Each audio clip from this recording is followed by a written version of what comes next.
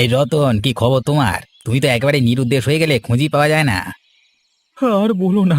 আমার দোকানের ফুচকা আর পানিপুরির সুনাম যখন থেকে বেড়েছে, খদ্দেরের ভিড় লেগেই থাকে। হ্যাঁ, সেটা তো দেখতেই পাচ্ছি। এমন মনে হচ্ছে গ্রামের অর্ধেক লোক এখানেই বসে আছে। আরে কখনো তো আমাদের দোকানে ফুচকা খাও না, আজকে একটা বাটি খেয়ে দেখো। একবার খেলে বারবার খুঁজবে। বেশ বেশ, দাও তাহলে। হ্যাঁ, কিন্তু আমি কিন্তু তোমার নিজের লোক। হ্যাঁ, আমি খেলে বিনা পয়সায় খাবো। বেশ বেশ। তোমার টাকা দিতে হবে না, দাঁড়াও বানিয়ে দিচ্ছি। তোমার দোকানে খদ্দেরের ভিড় দেখে একটা প্রশ্ন করতে খুব মন চাচ্ছে, কিন্তু বুঝতে পারছি না করা উচিত হবে কিনা। আরে এত উচিত অনুচিত নিয়ে ভাবছো কেন? করে ফেলো, যা প্রশ্ন আছে। বলছিলাম, তোমার দোকানে মাসে কত করে রোজগার হয়? এক এক মাসে এক এক রকম। তবে বর্তমানে প্রতি মাসে 15 থেকে 16 হাজার টাকার ব্যবসা হয়। এবার খদ্দের বেড়েছে, চাহিদাও বেড়েছে। উড়িয়ে কলা! আমি সারা মাস অবিনাশ বাবুর বাড়িতে সকাল থেকে রাত খেটে দু দু দু থেকে 4,000 টাকা কামাই, আর এই রতন সামান্য ফুচকা বেচে 15-16 হাজার। এই ব্যবসা যদি আমি নিজের নামে করে নিতে পারি না, আমার আর কারোর গোলামি করবার প্রয়োজন হবে না। তবে কিভাবে করব, সালা ভাবতে হবে তো। তুই কাঁদছিস কেন নীলিমা? কি হয়েছে তোর? আমার জীবন থেকে সুখ শান্তি সব উধাও হয়ে গেছে লতা। এইভাবে বলছিস কেন রে? আজ 3 বছর হলো বিয়ে করেছি। বিয়ের সময় 50,000 টাকা দেবার প্রতিজ্ঞা করে বাবা আমার বিয়ে দিয়েছিলেন। কিন্তু তোর বিয়ের 1 বছর পরই তো তোর বাবা মারা গেলেন। তিনি মারা গেছেন, তবে আমায় দিয়ে গেছেন দুঃখে ভরা কুৎসিত একটা জীবন। আর আমার স্বামী এই তো রতনদা, তিনি তো খুবই ভালো মানুষ রে। কি হয়েছে তোদের মধ্যে? বাবা 50,000 দেবার প্রতিজ্ঞা করলেও 15,000-এর বেশি দিতে পারেননি। সেই নিয়ে এখনো অশান্তি। এরপর কি হলো? রতন দাদা আর কখনো সেই টাকা খুঁজেছেন? খোঁজেনি তো কি, প্রতিদিনই তো এই নিয়ে ঝগড়া হয়, আমার গায়ে হাতও তোলা হয়। বলিস কি? রতন দাদাকে দেখে এক মুহূর্তের জন্যও মনে হয় না তিনি এমন। জানি না আমার ভাগ্যে কি আছে। তুই তো আমার বন্ধু, তাই তোকে একটা কথা আমি আজ বলতে এসেছি। বল, কি কথা? তোকে আমি বলে যাচ্ছি, যদি আমার কোনো কারণে মৃত্যু হয়, বুঝে নিবি তার জন্য আমার স্বামী দায়ী। হঠাৎ এমন কথা কেন বলছিস রে তুই? কিচ্ছু হবে না তোর। জানি না, আজ কদিন ধরেই আমার মনে কেমন একটা অস্থিরতা কাজ করছে, তাই তোকে বলে রাখলাম রে। আমি আসি। দাঁড়া নীলিমা, নীলিমা, শোন। নীলি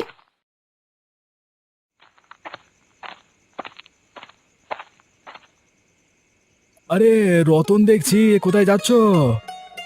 রাত হয়ে গেছে তো, তাই বাড়ি ফিরছিলাম কাজ সেরে। চাইলে আমাদের সঙ্গে যেতে পারো তুমিও। তোমরা কোথায় যাচ্ছ এত রাতে? অবিনাশ বাবুর বাড়িতে আজকে ভোজের আয়োজন করেছে, সেখানেই যাচ্ছি। তুমি গেলেও যেতে পারো। অবশ্য এখন রতন খুব ব্যস্ত মানুষ, ব্যবসা করে। তার কি আর আমাদের সঙ্গে কোথাও যাবার সময় আছে? এভাবে বলছো কেন? তোমরা আমার বন্ধু, তোমাদের জন্য সময় হবে না তো কার জন্য হবে? নীলিমা বৌদি আবার কিছু মনে করবে না তো? না বলি যাচ্ছ? আরে ধুর, ওর নামটা মুখে এনো না তো। ওর কারণে আমার বাড়ি যেতে ইচ্ছে করে না। ওর চেহারা দেখলে ইচ্ছে হয় মানে কেটে টুকরো টুকরো করে ফেলি। আরে এমন কি হলো যে তোমার নিজের স্ত্রীকে খুন করতে ইচ্ছে হচ্ছে? সে কিছু নয়, চলো অবিনাশবাবুর বাড়িতে চলো। এদের দুই স্বামী স্ত্রীর মধ্যে আবার কিসের যুদ্ধ চলছে, ব্যাপারটা দেখতে হবে তো।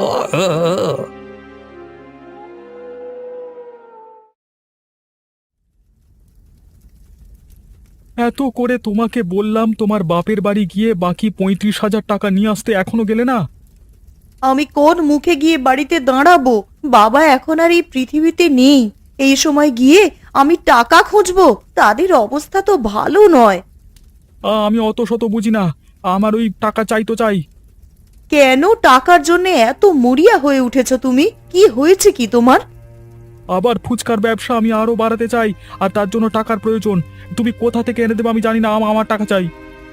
আর যদি আমি টাকা এনে দিতে না পারি, তাহলে কি করবে তুমি? আমার টাকা যদি আমি না পাই, তাহলে তোমাকে আমি বাপের বাড়িতে গিয়ে ছুঁড়ে ফেলে আসবো। সামান্য কটা টাকার জন্যে তুমি আমায় আমার বাপের বাড়ি রেখে আসার কথা বলছো? হ্যাঁ বলছি, কারণ আমার কাছে টাকাটা সব থেকে বেশি জরুরি, ঠিক আছে? তোমার কথা শুনে আর টাকার জন্য এইরকম অস্থিরতা দেখে আমার মনে হচ্ছে তুমি একটা লোভী আর নির্দয় মানুষ।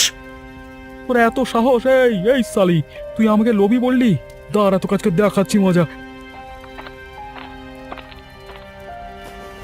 আহ আহ এ ওপরওয়ালা, আমায় বাঁচাও, আমি শেষ হয়ে গেলাম। ও বাবা! হ্যাঁ, এই হলো আমাকে লোভী ডাকবার পরিণাম। হতভাগী, তোকে মেরেই ফেলবো রে। চিৎকার করছে কে? হায় হায় হায়, বৌমা তোমার কি হয়েছে? এই এই হতচ্ছাড়া, তুই আবার ওকে মেরেছিস? তুই আর মানুষ হবি না, যা যা এখান থেকে।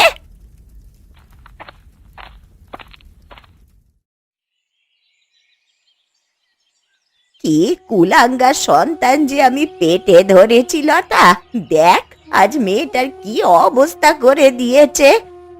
কদিন আগে নীলিমা এসেছিল আমার কাছে আর বলেও ছিল কোনো কারণে ওর মৃত্যু হলে তার জন্য রতন দায়ী হবে। আজ বুঝলাম কারণটা। ওর বাবাও একেবারে এমনই ছিল। যখন রতন ছোট, ওর বাবাও ঠিক এইভাবেই আমায় মারধর করত, ওরই চোখের সামনে। আমার তো মনে হয় ছোটবেলা থেকে এসব দেখে বড় হয়েছে বলেই রতন দাদা এমন। আমারই ভুল হয়েছে।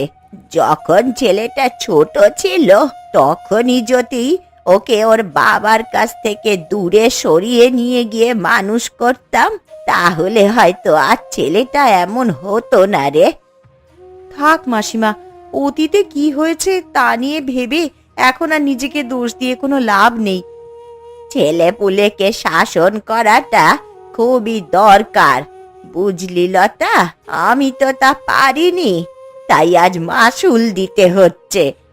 প্রার্থনা করুন যেন নীলিমা প্রাণে বেঁচে যায়, নয়তো রতনদাকে হাজতের ঘানি টানতে হবে।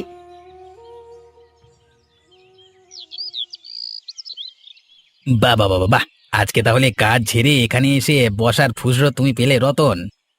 ঠাট্টা করো না তো খগেন, মন ভালো নেই আমার। আরে বাবা, মন ভালো না থাকলে এভাবে চুপচাপ থাকতে নাই। এবার আমাকে বলো কি হয়েছে। আমার বিয়ের সময় 50,000 টাকা পণ দেওয়ার কথা ছিল, কিন্তু মাত্র 15,000 পেলাম, বাকিটা পাইনি। এটা তো খুব খারাপ হলো তোমার সঙ্গে। এই প্রতিশ্রুতি দেবার পরও রাখতে না পারা মানে এক ধরনের প্রতারণা।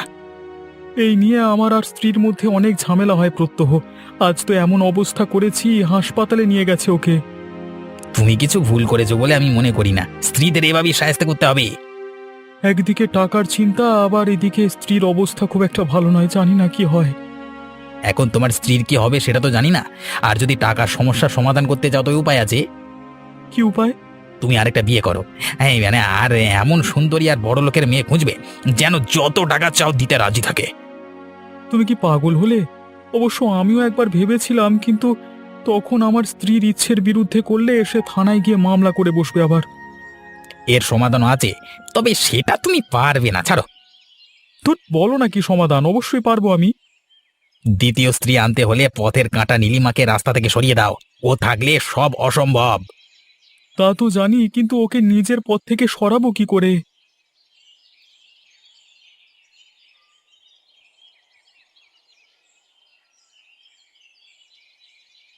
এখন কেমন লাগছে নীলিমা? কিছুটা ঠিক লাগছে, তবে চেহারাটায় খুব যন্ত্রণা করছে। একটু সহ্য করো মা, ঠিক হয়ে যাবে। রতন কোথায়? ওকে তো হাসপাতালেও দেখলাম না। গেছে হয়তো কোথাও ওই কুলাঙ্গারটা। ওর কি আর বউয়ের খেয়াল আছে? এত নির্মম হয় কেউ? দেখো তো কি অবস্থা করে দিয়েছে চেহারাটার। আমি তো চেয়েছিলাম অবিনাশ বাবুকে বিচার দিতে, তবে মাসিমা আমায় আটকালেন। আরে বিচার দেওয়া তো উচিত, অন্তত কোনো একটা মীমাংসা তো হতো। না জানি পরে কি হয়। যত যা কিছুই হয়ে যাক, আমার তো একটা মাত্রই ছেলে, যদি আবার থানায় নিয়ে যায় জীবনটা তার শেষ হয়ে যাবে। কিন্তু আপনার ছেলের কারণে যদি কোনোদিন নীলিমার কিছু হয়ে যায়, তখন আপনি কি করবেন? আমি খেয়াল রাখবো, আমি বোঝাবো ওকে, চিন্তা করো না। বেশ, তাহলে খেয়াল রাখুন নীলিমার, আমি আসি, কোনো সমস্যা হলে আমাদের ডাকবেন। ঠিক আছে বাবা, এসো। তোমরা যা সাহায্য করলে আজ, তোমরা না থাকলে কি যে হতো। আমার ছেলেটা তো, যাকগে, যাও তাহলে তোমরা এসো।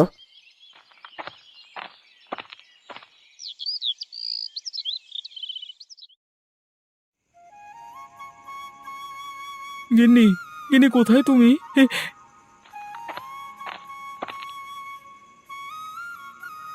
কি হয়েছে? আজ এত তাড়াতাড়ি এসে পড়লে যে? এই যে দেখো, তোমার জন্য কি নিয়ে এসেছি, নতুন শাড়ি। আজ হঠাৎ তোমার ব্যবহার অন্যরকম লাগছে কেন? আরে সেসব পরে হবে, আগে এক কাজ করো তো, এই শাড়িটা পরে এসো, দেখি তোমাকে কেমন লাগে, যাও তো। আচ্ছা বেশ, তুমি বসো, আমি শাড়িটা পরে আসছি।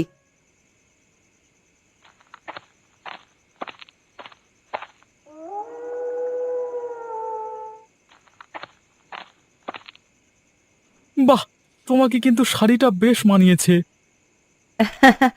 আমার তো বিশ্বাসই হচ্ছে না যে তুমি আমার জন্য শাড়ি এনেছো আর আমার সঙ্গে হেসে কথা বলছো। আমি আমার সব ভুল বুঝতে পেরেছি গিন্নি, আমি একদম বদলে যাব। আমার ফুচকার ব্যবসা খুব ভালো চলছে, সুখে দুঃখে আমরা দুজন এখন থেকে মিলেমিশে থাকবো। হ্যাঁ গো, তুমি সত্যি বলছো? হ্যাঁ গো হ্যাঁ, এই যে দেখো, বিরিয়ানি নিয়ে এসেছি, এসো আমরা একসঙ্গে খাবো আজকে। বেশ, কাজ হয়ে গেল। খগেন, আরে ও খগেন, চলে এসো ভেতরে।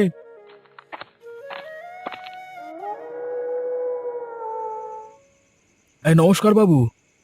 আরে এসেছো গোপাল, রসিদটা নিয়ে এসেছো তো? হ্যাঁ বাবু, নিয়ে এসেছি, এই সঙ্গে এই 600 টাকা আপনার ভাগের। সেসব হবে, তুমি বসো, তোমার সঙ্গে একটু জরুরি কথা আছে। কি জরুরি কথা বাবু? আজকে বেশ কয়েকদিন ধরে একটা খবর কানে আসছে তোমার বন্ধু রতনের ব্যাপারে। ওর ব্যাপারে সকলেই কথা বলছে বাবু, ওর স্ত্রীর সঙ্গে খুব ঝামেলা চলছে। হাসপাতাল থেকে একটা চিঠি এসেছিল, একজন মহিলার চেহারায় গরম জল ঢেলে আহত করা হয়েছে। পরে খবর নিয়ে জানলাম রতনের স্ত্রী। আমি অনেক সময় আগেই বলতে চেয়েছিলাম বাবু, কিন্তু রতনের মা আমাকে অনুরোধ করেন আপনাকে না জানাতে। তোমরা একটু নজর রেখো, এভাবে চলতে থাকলে নীলিমার কোনো না কোনো ক্ষতি করতে এবার পেছপা হবে না ওরা। ঠিক আছে বাবু, আমি চেষ্টা করব এই বিষয়ে খেয়াল রাখবার। এই যাও দেখি, একটা চাকু নিয়ে এসো তো।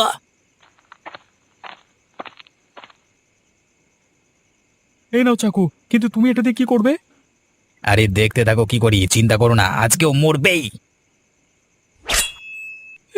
তুমি কি করলে খগেন? ওর হাতটা কাটলে কেন? আস্তে আস্তে কথা বলো, কেউ শুনতে পাবে। ওর হাত কেটে দিয়েছি, এবার রক্তক্ষরণ হতে হতে ছটফট করতে করতে মরে যাবে। কিন্তু ধরা পড়ে এলে কি হবে? আরে ধরা পড়বে না, তুমি নিজে গিয়ে থানায় নিজের খুনের কথা স্বীকার করবে। তোমার জীবনের সুখের জন্য নীলিমার মৃত্যু দরকার ছিল, তাই না? কিন্তু এখানে তো তোমারও হাত আছে, আমি একা কেন থানায় যাব?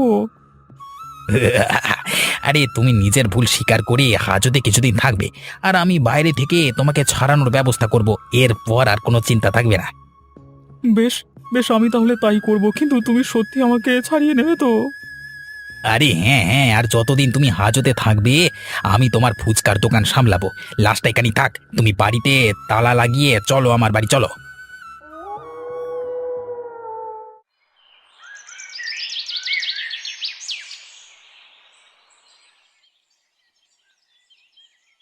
নমস্কার দারোগা বাবু। হ্যাঁ বলুন, কিভাবে আপনার সাহায্য করতে পারি? আমি একটা স্বীকারোক্তি দিতে এসেছি।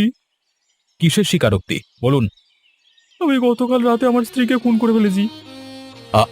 আপনি কি আমার সঙ্গে ঠাট্টা করছেন? হ্যাঁ, আমি সত্যি বলছি, কালকে রাতে আমি খুন করেছি এবং নিজের স্বীকারোক্তি নিজেই দিতে এসেছি। আপনার স্ত্রীর লাশ এখন কোথায় আছে? হ্যাঁ, আমার বাড়িতে আছে, আমি আমি ছবি দিতে পারি, আপনারা গিয়ে দেখে আসতে পারেন। হাবিলদার, হাবিলদার শোনো, আর এনার থেকে তার বাড়ির ঠিকানাটা নাও এবং গিয়ে দেখো তার ঘরে কোনো লাশ আছে কিনা। লাশ পেলে একজন হাসপাতাল নিয়ে যাবে আর অন্যজন আমাকে এসে জানাবে, ঠিক আছে?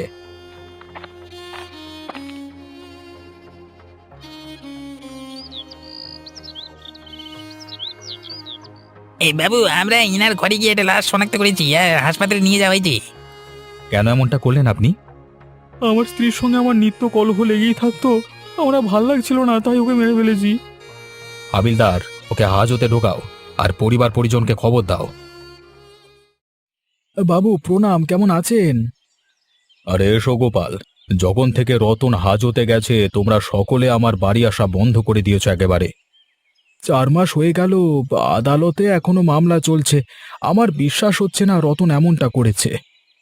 তোমরা সকলে যদি এর আগে আমার কাছে আসতে, আজকে রতন হাজতে থাকতো না আর নীলিমা বেঁচে থাকতো। নীলিমার বাড়িতে শোক এখনো কাটেনি, আর রতনের মা তো পাগল প্রায়। তবে একটা জিনিস খুব সন্দেহজনক, বুঝলেন? সেটা কি? খগেন এখন রতনের দোকানে দায়িত্ব নিয়েছে।